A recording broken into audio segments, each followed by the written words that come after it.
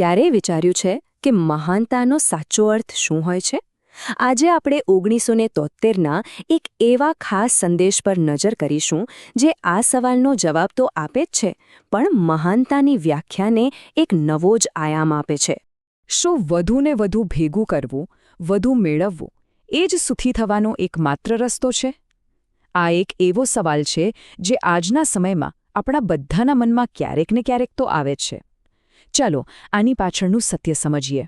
તો સૌથી પહેલાં એ સમજીએ કે આ જે ભેગું કરવાની, સંગ્રહ કરવાની જે વૃત્તિ છે, એનું બોજ કેવો હોય છે. કેવી રીતે ભૌતિક સંપત્તિ શાંતિને બદલે અશાંતિનું કારણ બની શકે છે. આ રોહનને જુઓ, એ સોનાના પહાડ પર બેઠો છે. એની પાસે બધું જ છે જેની કોઈ કલ્પના કરી શકે, પણ એની આંખોમાં જુઓ, એને હજી પણ વધુ મેળવવાની ભૂખ છે જે ક્યારે શાંત જ નથી થતી. અને આટલી બધી સંપત્તિ હોવા છતાં એના ચહેરા પર શાંતિ નથી, બેચેની છે. આ જ તો જીવનનો સૌથી મોટો વિરોધાભાસ છે, ખરું ને? કે બહારની સમૃદ્ધિ ક્યારેય અંદરની શાંતિની ગેરંટી નથી આપતી. અને આને જ કહેવાય છે વ્યર્થ પ્રયાસ. આપણને એવું લાગે છે કે સુખ બહારની વસ્તુઓ ભેગી કરવાથી મળશે, પણ હકીકત એ છે કે સુખ તો અંદરની વસ્તુ છે, એક એવી અવસ્થા જે આપવાથી, ઉદારતાથી જાગે છે. પણ હવે આ વાર્તામાં એક નવો વળાંક આવે છે. એક એવો વિચાર રજૂ થાય છે જે મહાનતાની આપણી આખી સમજને, આપણી વ્યાખ્યાને જ બદલી નાખશે. અચાનક જ આકાશમાંથી એકદમ તેજસ્વી સોનેરી મશાલ નીચે આવે છે અને એનો પ્રકાશ જાણે રોહનના મનનો અને એના જીવનનો બધો જ બોજ હળવો કરી રહ્યો છે, એક નવી દિશા બતાવી રહ્યો છે. અહીં જુઓ, મહાનતાના બે અલગ અલગ માપદંડ છે. એક તરફ છે જૂનું માપ, જે કહે છે કે મહાનતા એટલે ઊંચા પદ, પૈસા અને સુખ સુવિધાઓ ભેગી કરવી. અને બીજી બાજુ છે સાચું માપ, જે કહે છે કે ખરી મહાનતા તો ઉચ્ચ આદર્શો, ઉમદા હેતુ અને ત્યાગની ભાવનામાં છુપાયેલી છે. કેટલો મોટો તફાવત છે, નહીં? તો સવાલ એ થાય કે આ જે નવો વિચાર છે, આ જે સાચું માપ છે, એ આવ્યું ક્યાંથી? આ અમર શબ્દો કોના છે? ચાલો એ જાણીએ. આ અમર શબ્દો છે પરમ પૂજ્ય ગુરુદેવ પંડિત શ્રીરામ શર્મા આચાર્યજીના. એમના 1973ના વસંત સંદેશમાંથી આ અમૂલ્ય જ્ઞાન આપણને મળ્યું છે. અને નવાઈની વાત એ છે કે આજે પણ એ એટલું જ સાચું અને પ્રાસંગિક લાગે છે. એમણે કહ્યું, અને આ શબ્દોને ધ્યાનથી સમજવા જેવા છે, મહાનતાનું માપદંડ એ સુખ સુવિધાઓથી ન આંકવું જોઈએ જે કોઈ વ્યક્તિ પોતાના માટે એકઠી કરે છે.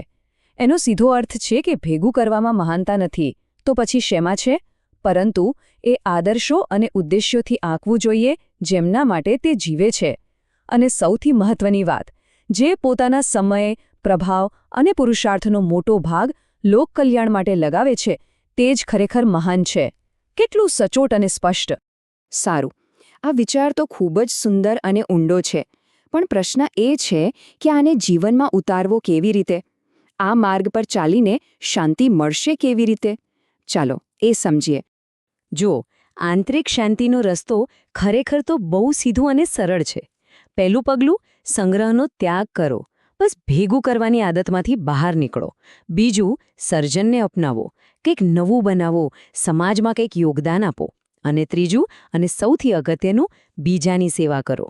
કારણ કે જ્યારે આપણે બીજાના દુઃખ દૂર કરીએ છીએ, ત્યારે આપણને જીવનનો સાચો હેતુ મળે છે. તો આ આખા સંદેશનું સાર શું છે?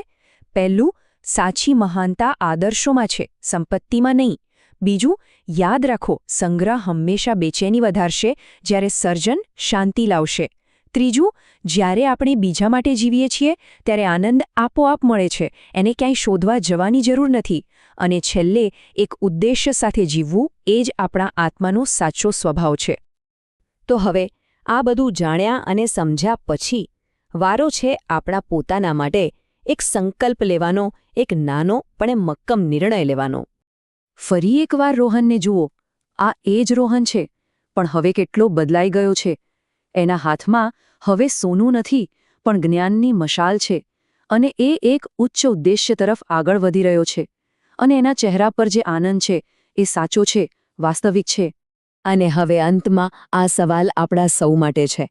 આપણે આપણા પ્રયત્નો, આપણી શક્તિ અને આપણો સમય કઈ દિશામાં લગાવીશું? કયા ઉમદા હેતુ માટે આપણું જીવન સમર્પિત કરીશું? આ પ્રશ્ન પર ચોક્કસપણે વિચારવા જેવો છે.